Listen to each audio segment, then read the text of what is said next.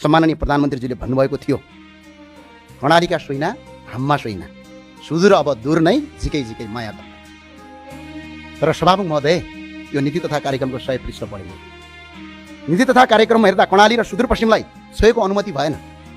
अब आउने बजेटले तय गर्नेछ ती शब्दहरू सपनामा लेखिएका थिए कि विपनामा, बेहोसमा लेखिएका थिए कि होसमा लेखिएका थिए भन्ने कुरा अब आउने बजेटले तय गर्नेछ। त्यो बजेट हामी पर्खेर बसेका छौँ, त्यो बजेट हामी हेर्नुपर्नेछ। तर नीति तथा कार्यक्रममा कहीँ कतै पनि छैन।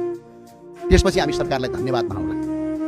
यदि फेरि व्यवस्था गरियो भने कर्णालीलाई र सुदूरपश्चिमलाई विशेष गरेर फेरि व्यवस्था गरियो भने इतिहासले माफ दिने छैन। अब कर्णालीले यो देशको नेतृत्व आफै गर्नुपर्ने अवस्था आउँछ कि त यो मुलुकबाट आफ्नो अस्तित्व खोज्नुपर्ने अवस्था आउँछ। यो सामान्य कुरा होइन, गम्भीर कुरा हो। सम्माननीय सभामुख महोदय, कर्णाली आफैमा दुर्गम होइन। राज्य सत्ताको निरन्तर हेपाई, चेपाई र विभेदले कर्णालीलाई दुर्गम बनाएको। नेपालभर आज 20,000 किलोमिटर कालोपत्रे सडक हुँदा कर्णालीमा जम्मा 300 किलोमिटर मात्र कालोपत्रे सडक हुनु यो लाजमर्दो अवस्था हो या होइन? हामीले भिख मागेको होइन, हाम्रो अधिकार मागिरहेका छौँ। देशको कुल कालोपत्रे सडकको केवल 1.5% हिस्सा मात्र कर्णालीमा हुनु के यो अन्याय होइन? के यो न्याय हो? आज पनि कर्णालीमा सडक लाम्बे छन्, बर्सातमा लाम्बे छन्। आज पनि बिरामी बोकेर अस्पताल पुर्याउँदा बाटोमै ज्यान जान्छ। आज पनि आकाशमा हेलिकप्टर देख्दा गाउँलेहरू आशा र पीडाले एकपटक हेरिन्छन्।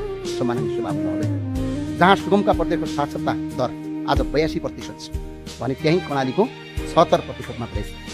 मुगु र हुम्लामा त औषध आयु नेपालकै सबभन्दा कम छ। बालबालिकामा कुपोषण, होचोपन, कम तौलको समस्या भयावह छ। तर म आज केवल अभावको कुरा मात्र सुनाउन आएको होइन, म सम्भावनाको आवाज पनि उठाउन आएको छु। कर्णाली विकट भयो। आज जति पनि मान्य सांसद हुनुहुन्छ तपाईँहरूले बोलिने भाषा पनि ती कर्णालीले दिए र यो संसदको रोस्टरमा मैले बोलेको भाषा पनि यही कर्णालीले दिए। सम्माननीय सभामुख महोदय, नेपालमा सबभन्दा धेरै जडीबुटी पाइने प्रदेश कर्णाली हो। यार्सागुम्बा, जटामसी, पाँचौले, रतुवा, कटुकी, पदमचाल यी सम्पत्ति हुन् राज्यका। तर राज्यले दृष्टि नपुग्दा अभिशाप जस्तै बनेका छन्। राज्यले खरमो आम्दानी गर्न सक्छ। नेपाली भाषाको उद्गम स्थल सिन्जा उपत्यका कर्णालीमै छ। खसारेको सभ्यता र संस्कृतिको आत्मा कर्णालीमै छ। नेपालकै सबैभन्दा ठुलो स्वर्गकी अप्सरा रारा कर्णालीमै छ। सबभन्दा गहिरो स्योफोक्सन्डो ताल कर्णालीमै छ। नेपालको सबभन्दा लामो नदी कर्णालीमै छ। सबैभन्दा बढी स्याउ उत्पादन गर्ने प्रदेश कर्णाली नै हो। सबैभन्दा बढी अर्गानिक खेती गर्ने प्रदेश कर्णाली हो। ऊर्जाको कुरा गर्नु पर्यो भने सम्माननीय सभामुख महोदय, 18,000 देखि 20,000 मेगावाट क्षमताको जलविद्युत उत्पादन गर्ने क्षमता छ। राज्यले अहिले 4300 मेगावाट बिजुली उत्पादन गर्दा कर्णालीमा 10 मेगावाट मात्रै छ। कर्णालीका जनता आज पनि अँध्यारोमा बस्न बाध्य छन्। यो विडम्बना भएन भने अनि के हो सम्माननीय सभामुख महोदय?